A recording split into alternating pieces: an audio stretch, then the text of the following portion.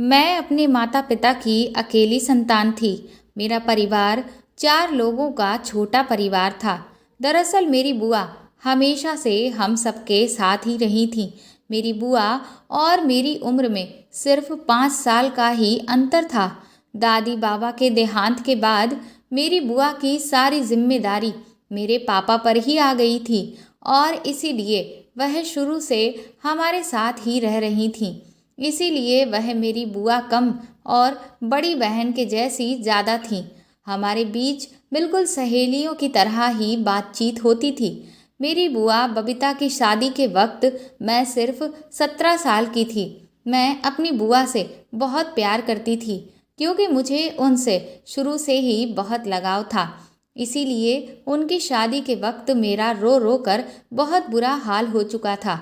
मेरे फूफा जी ने मेरी बुआ की विदाई के समय मुझे अपने पास बुलाया और प्यार से मुझे समझाते हुए कहने लगे, रिया, रोने की क्या बात है।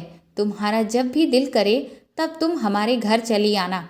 उनकी ये बात सुनकर मैं बहुत खुश हो गई थी। मैंने कहा कि बुआ तो शादी करके दूसरे शहर चली जाएंगी। तो फूफा जी कहने लगे कि तो क्या हुआ, तुम जब चाहो तब आ जाना, और जब भी तुम अपनी बुआ के पास आओगी तो मैं खुद तुम्हें अपना शहर घुमाऊंगा। बुआ तो विदा होकर चली गई थी, लेकिन मेरे दिल में अब ये अरमान जाग उठा था कि मैं कब अपनी बुआ के घर जाऊंगी और खूब घूमूंगी, मज़े करूंगी। धीरे धीरे बुआ की शादी को 1 साल गुजर गया, लेकिन मैं उनके शहर एक बार भी नहीं जा सकी। और इधर बुआ ने भी पूरे 1 साल के बाद हमारे घर का चक्कर लगाया था और अमित फूफा जी भी उनके साथ ही आए थे। मेरे फूफा जी बहुत ही अच्छे और प्यार से बात करने वाले इंसान थे। जितने दिन वह हमारे घर रहे, हर वक्त मेरे आगे पीछे ही रहे और मेरा बहुत ख्याल रखते थे। वह मेरे लिए बहुत सारे गिफ्ट्स भी लाए थे। मेरा कोई भाई नहीं था, इसीलिए मुझे उनसे लगाव हो गया था। बुआ 1 हफ्ता हमारे साथ गुजार कर वापस अपने ससुराल लौट गईं। 3 महीने के बाद फिर एक दिन बुआ का फ़ोन आया और उन्होंने बताया कि वह प्रेग्नेंट हो गई हैं। और ये खबर सुनकर तो मैं, मम्मी और पापा बहुत खुश हुए, क्योंकि बहुत दिन के बाद हमारे घर ऐसी कोई खुशी की खबर आई थी। लेकिन बुआ खुश होने के साथ साथ बहुत ज़्यादा परेशान भी थीं और वह मम्मी से कहने लगी कि वह अकेले दूसरे शहर में इस हालत में नहीं रह सकती हैं, क्योंकि उन्हें बहुत ज़्यादा उल्टियाँ हो रही हैं और चक्कर भी आ रहे हैं और डॉक्टर ने उन्हें आराम करने को कहा है। ये सुनकर मम्मी भी बहुत ज़्यादा परेशान हो गईं। बुआ कहने लगी कि काश मेरी सास जिंदा होती तो मुझे ऐसी परेशानी ना होती। ऐसे वक्त में किसी महिला का साथ होना बहुत ज़रूरी लगता है। मेरे साथ साथ मेरी बुआ भी मेरी मम्मी की लाडली रही हैं। उनकी बात सुनकर मम्मी ने बुआ से हमारे घर ही आकर रहने को कहा, लेकिन वह कहने लगी कि अमित फूफा जी उन्हें छोड़ने को तैयार ही नहीं हैं और डॉक्टर ने भी उन्हें ऐसी हालत में लंबा सफ़र करने को मना किया है। और अगर बुआ आ भी जाती हैं तो अमित फूफा जी और उनके पापा को खाने पीने की बहुत परेशानी हो जाएगी। वैसे भी कोई 1-2 महीने की बात तो है नहीं, अभी तो पूरे 9 महीने बाकी थे। बुआ की बात सुनकर मम्मी ने कहा कि ठीक है, तुम फिक्र ना करो, मैं रिया को ही तुम्हारे पास भेज देती हूँ। रिया के वहाँ पहुँच जाने से तुम्हारा भी दिल बहल जाएगा और ये तुम्हारे घर के कामकाज भी कर दिया करेगी। मम्मी की बात सुनकर बुआ बहुत खुश हो गईं और कहने लगी, आप रिया को अकेले ना भेजना, मैं अमित को कह दूंगी तो वह उसे लेने के लिए वहां पहुंच जाएंगे। इधर मैं खुद कब से इस मौके की तलाश में थी कि कब मुझे बुआ के घर जाने को मिले, और इसीलिए न जाने कितनी बार भगवान से मैं दुआ मांग चुकी थी। मैंने फौरन ही खुशी खुशी अपना सामान बांध लिया। दीदी बनने की खुशी तो मुझे अलग ही हो रही थी। 3 दिन के बाद ही फूफा जी मुझे लेने के लिए आ गए और मैं उनके साथ अपनी बुआ के पास दूसरे शहर में पहुंच गई थी। बुआ के ससुराल में सिर्फ ससुर जी और फूफा जी ही थे, इसलिए मुझे यहाँ रहने में कोई परेशानी नहीं होने वाली थी, कोई झंझट नहीं थी। बुआ मुझे देखकर बहुत खुश हुई थीं। उन्होंने पहले से ही मेरी पसंद का सारा खाना बना रखा था। उन्होंने मुझे रहने के लिए अपने सामने वाला कमरा भी दे दिया था।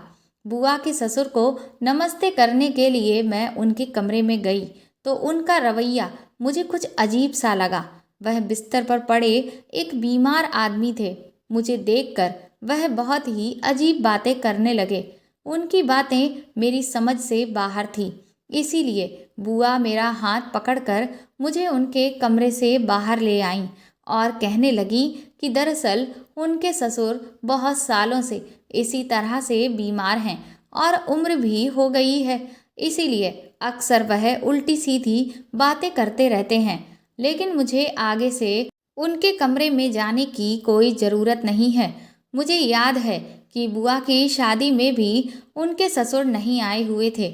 अमित फूफा जी का रिश्ता पापा के किसी दोस्त ने बुआ से करवाया था। मेरी उनके ससुर से ये पहली मुलाकात थी और सच तो ये था कि मैं उनके ससुर से मिलकर बहुत डर गई थी। मुझे बुआ के घर आए हुए अब 4 दिन हो गए थे। मैं दोबारा उनके ससुर के कमरे में नहीं गई। फूफा जी मेरा बहुत ख्याल रख रहे थे और बुआ की तबीयत ठीक ना होने की वजह से वह बिस्तर पर ही लेटी रहती थीं। सारा घर मैंने खुद ही संभाल लिया था। लेकिन फिर एक दिन कुछ ऐसा हुआ कि मेरे रोंगटे खड़े हो गए।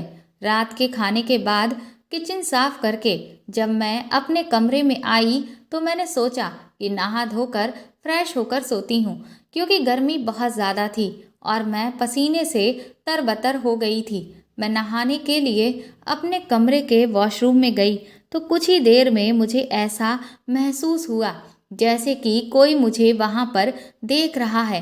पहले तो मुझे लगा कि मेरी बुआ ही होंगी, लेकिन अचानक ही मेरी नज़र रोशनदान पर पड़ी तो मेरे होश उड़ गए। वहाँ पर मुझे कोई साया सा नज़र आया था और मुझे यकीन हो गया था कि कोई है जो छुप कर मुझे देख रहा था। इस बात ने मेरे होश उड़ा दिए थे। मैंने जल्दी से अपने कपड़े पहने और भागती हुई कमरे से बाहर निकली। बुआ के कमरे में पहुंची तो देखा कि बुआ और फूफा आराम से लेटे हुए थे। उनके कमरे का दरवाज़ा खुला हुआ था। अब उन दोनों को एक साथ देखकर मुझे शर्मिंदगी का एहसास हो रहा था। मुझे वहां देख फूफा जी उठकर बैठ गए और कहने लगे कि रिया, अंदर आ जाओ, यूं दरवाजे पर क्यों रुक गई हो। मुझे समझ में नहीं आया कि मैं उनसे क्या कहूँ। मैंने यूं ही बातें बना दी कि मैं बुआ को दूध के लिए पूछने के लिए आई थी। बुआ कहने लगी कि तुम जाकर आराम करो, अब बाकी जो भी काम होंगे मैं अमित से कह दूंगी। मैं अपने कमरे में वापस आने लगी तो मेरी नज़र बुआ के ससुर पर पड़ी, जो बाहर से वापस लौटकर अपने कमरे में जा रहे थे और मुझे बहुत अजीब नज़रों से देखते हुए कहने लगे, तुम दिखने में बहुत अच्छी हो और मासूम हो, इसलिए अपना ख्याल रखा करो और किसी पर भी आंख बंद करके विश्वास मत करना। उनकी ये बात सुनकर मुझे गुस्सा आ गया। मैं सोच भी नहीं सकती थी कि वह मुझे इस तरह की कोई बात कह सकते हैं। मैं घबराकर फौरन अपने कमरे में चली गई और सारी रात यूं ही जागते जागते गुजार दी। मैं सोचने लगी कि बुआ ने तो कहा था कि उनके ससुर बीमार हैं और वह कमरे से निकलते ही नहीं हैं, तो फिर वह इतनी रात को बाहर क्या कर रहे थे। ये बात बहुत ही अजीब थी। मुझे बहुत ही ज़्यादा बेचैनी हो रही थी कि रोशनदान पर जो भी था वह मेरा वहम था या हकीकत। कोई तो था जो मुझे देख रहा था। कहीं वह बुआ के ससुर तो नहीं थे। इस सवाल ने मुझे परेशान कर दिया था। मेरी सारी रात जागती आंखों में गुजर गई थी। अगले दिन सुबह फूफा जी ऑफिस जाते हुए कहने लगे, रिया, मैं शाम को जल्दी आ जाऊंगा और तुम्हें शॉपिंग के लिए बाजार ले जाऊंगा। तुम शाम को तैयार रहना। ये कहते कहते अचानक ही उन्होंने मेरे करीब आकर उन्होंने मेरे गाल पर हाथ फेरा और ऑफिस के लिए निकल गए। उनके अंदाज पर मैं चौंक गई थी। बुआ भी उस वक्त मेरे पीछे ही खड़ी थी। वो कहने लगी, अमित तुमसे बहुत प्यार करते हैं, इसलिए तुम भी उनका ख्याल रखने की कोशिश किया करो, क्योंकि आजकल मैं उनका ख्याल नहीं रख पा रही हूँ। वह बहुत ज़्यादा थक जाते हैं। बुआ की बात सुनकर मैंने कहा कि आप बिल्कुल भी फिक्र ना करें, मैं फूफा जी का ख्याल अच्छे से रखूंगी। शाम को मैं अच्छी तरह से तैयार हो गई तो अमित फूफा जी मुझे शॉपिंग के लिए ले गए। उन्होंने बुआ से भी कहीं ज़्यादा मेरे लिए शॉपिंग कर ली थी, लेकिन मुझे क्या पता था कि मेरी ये खुशी बस कुछ ही दिनों की मेहमान है। उस रात अचानक ही लाइट चली गई। तभी मेरे कमरे में किसी ने मुझे ज़ोर से धक्का दिया। मैं बहुत डर गई। मुझे इस तरह की किसी भी चीज़ की उम्मीद नहीं थी। वो एकदम से पीछे हुआ तो मैं भागकर अपने कमरे से निकल गई। मुझे अब तक कुछ भी दिखाई नहीं दे रहा था, क्योंकि वहाँ पर अंधेरा बहुत ज़्यादा था। लेकिन मैं अंदाजे से दीवार के सहारे बुआ के कमरे में पहुँची। वहाँ जाकर मैंने बुआ को आवाज़ दी तो वह कहने लगी, रिया तुम परेशान ना हो, अमित अभी अभी लाइट देखने के लिए ही गए हुए हैं। अक्सर हमारे घर की लाइट कट जाती है, अमित जल्दी ठीक कर देंगे। बुआ ने अपने मोबाइल फ़ोन की टॉर्च जला दी थी। मेरे पास तो मोबाइल भी नहीं था। मैंने बुआ के पास ही बैठकर रोने लगी। थोड़ी देर के बाद लाइट आ गई। बुआ मुझसे कहने लगी कि तुम भी बहुत पागल हो, जरा से अंधेरे से इतना घबरा गई हो, मेरा ख्याल कैसे रखोगी।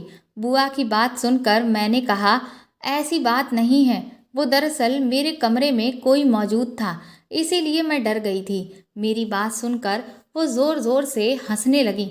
वो बोली कि अमित तो मेरे साथ मेरे कमरे में ही थे और मेरे ससुर तो कमरे से निकलते ही नहीं हैं। अंधेरे की वजह से तुम डर गई हो और कोई बात नहीं है। मुझे समझ में नहीं आया कि बुआ को किस तरह से मैं अपनी बात का यकीन दिलाऊं कि मेरे कमरे में सच में कोई मौजूद था। लेकिन वह कौन हो सकता था, ये बात मुझे समझ नहीं आई थी। अगर वह फूफा जी बुआ के साथ थे तो फिर मेरे साथ कमरे में कौन था। पहले रोशनदान पर पड़ने वाला वो साया और अब कमरे में किसी की मौजूदगी का एहसास, इस सब से मैं बहुत ज़्यादा डर गई थी। मेरे दिमाग में रह रहकर बुआ के ससुर का ख्याल आ रहा था। लाइट ठीक करके फूफा जी कमरे में आए तो मुझे देखकर बुआ से कहने लगे, देखा, मैंने तुम्हें पहले ही कहा था कि रिया अंधेरे से घबरा जाएगी, तुम उसके पास चली जाओ। बुआ फूफा जी से कहने लगी, अंधेरा बहुत था, अगर मैं गिर जाती तो, और मुझे क्या मालूम था कि ये इतनी ज़्यादा डर जाएगी। मैंने उन दोनों से कहा कि आप परेशान ना हो, मैं ठीक हूँ और अब अपने कमरे में जाकर सोती हूँ। मैं बुआ को ज़्यादा परेशान नहीं करना चाहती थी, क्योंकि मम्मी ने मुझे मना किया था कि डॉक्टर ने बुआ को टेंशन देने के लिए मना किया है। मैं वापस चुपचाप अपने कमरे में आ गई थी और दरवाज़ा लॉक करके बिस्तर पर लेट गई। नींद तो मुझे नहीं आ रही थी। मैं सोच रही थी कि अब किसी न किसी बहाने से अपने घर वापस लौट जाऊं। जो भी था, ये मेरा वहम नहीं था। इस बात का मुझे अच्छी तरह से अब यकीन हो गया था कि कोई मेरी तन्हाई का भरपूर फ़ायदा उठाने की कोशिश कर रहा था।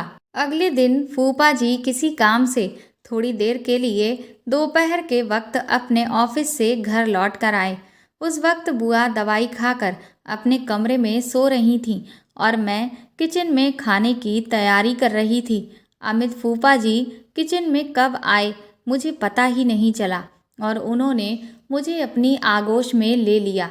मुझे उनसे इस तरह के व्यवहार की बिल्कुल भी उम्मीद नहीं थी। मैं हड़बड़ाकर उनकी कैद से बाहर निकलने की कोशिश करने लगी। डर के कारण मेरी आवाज़ मेरे गले में ही रह गई थी और मैं कुछ कह भी नहीं पा रही थी। मगर फूफा जी ने तो अपना दायरा और भी मजबूत कर लिया और कहने लगे कि तुम इतनी खूबसूरत हो कि तुमसे नज़र हटाने को दिल ही नहीं करता। मैं मुश्किल से उनकी गिरफ्त से निकली और किचन से बाहर भागने लगी तो फूफा जी कहने लगे कि तुम नहाते हुए भी बहुत खूबसूरत लग रही थी, मेरे मोबाइल में तुम्हारी वीडियो है। फूफा जी के इन शब्दों से तो मेरी सांसें ही रुक गई थीं। मैं सोच भी नहीं सकती थी कि वह इस कदर घटिया इंसान होंगे। मैंने रोते हुए फूफा जी की तरफ देखा तो वह कहने लगे, मैं बस वो सब तरह की बात करना चाहता हूँ। जैसे ही फूफा जी ने मेरी तरफ कदम बढ़ाया, मैं भागते हुए अपने कमरे में चली गई और खुद को लॉक कर लिया। मैं डर से कांप रही थी। मैंने फूफा जी का जो रूप आज देखा था, उससे पहले कभी भी नहीं देखा था। मैं तो उन्हें अपने भाई की तरह समझती थी, लेकिन वह तो मेरी ही इज्जत के दुश्मन निकले थे। पता नहीं कैसे कब उनकी नज़र मुझ पर पड़ी थी और मैंने इस बात पर ध्यान भी नहीं दिया था। अमित फूफा जी बस कुछ वक्त के लिए ऑफिस से घर आए थे, इसीलिए वो वापस चले गए और मैंने सोच लिया था कि अब मैं एक पल भी यहाँ नहीं रुकने वाली। शाम के वक्त जब बुआ अपने कमरे से उठकर मेरे पास आई तो उस वक्त मेरी आंखें रो रो कर सूज चुकी थीं। मेरी ऐसी दशा देख वो परेशानी से पूछने लगी कि क्या हुआ रिया, किस बात से तुम इतना रो रही हो।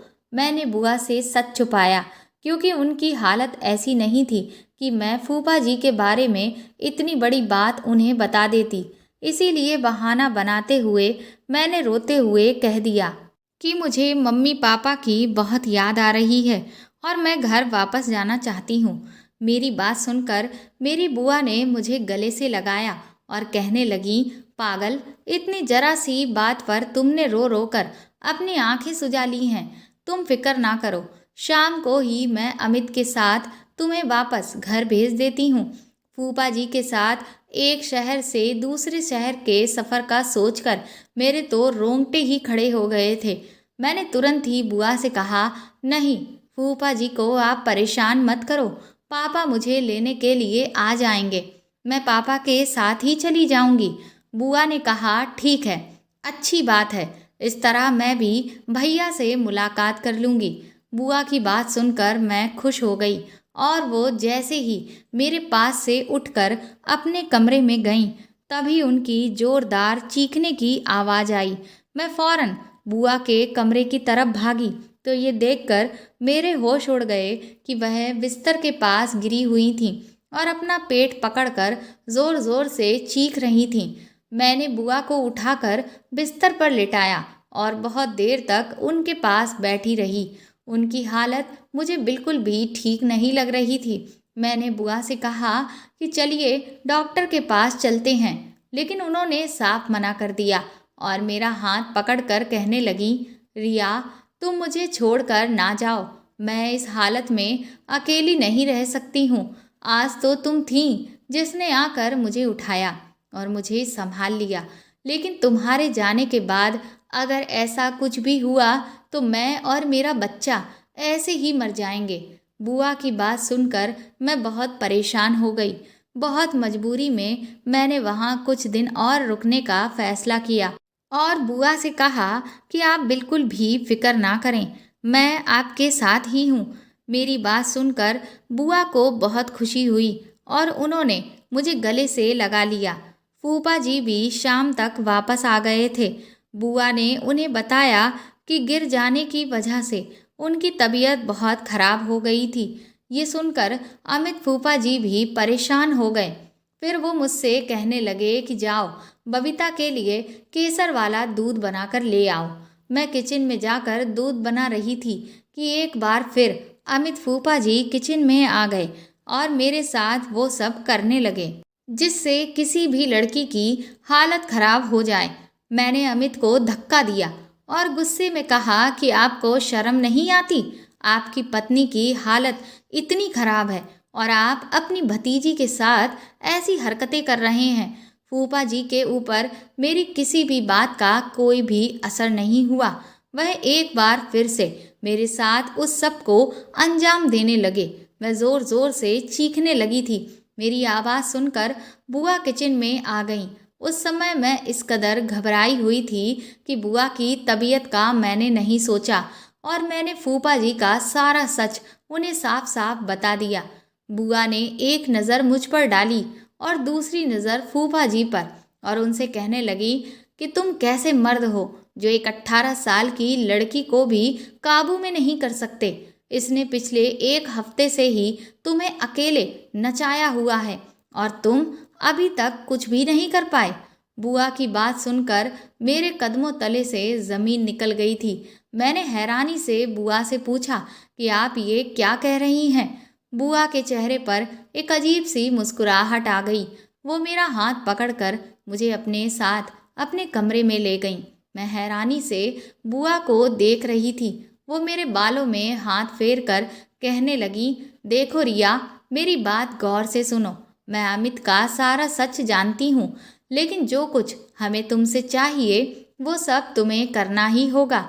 उनकी ये बात सुनकर मैं गुस्से में उठ खड़ी हुई और मैंने बुआ से कहा कि आप ये कैसी बातें कर रही हैं।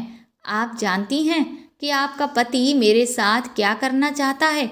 वह मुझे इस्तेमाल करना चाहता है, मेरे साथ गलत काम करना चाहता है।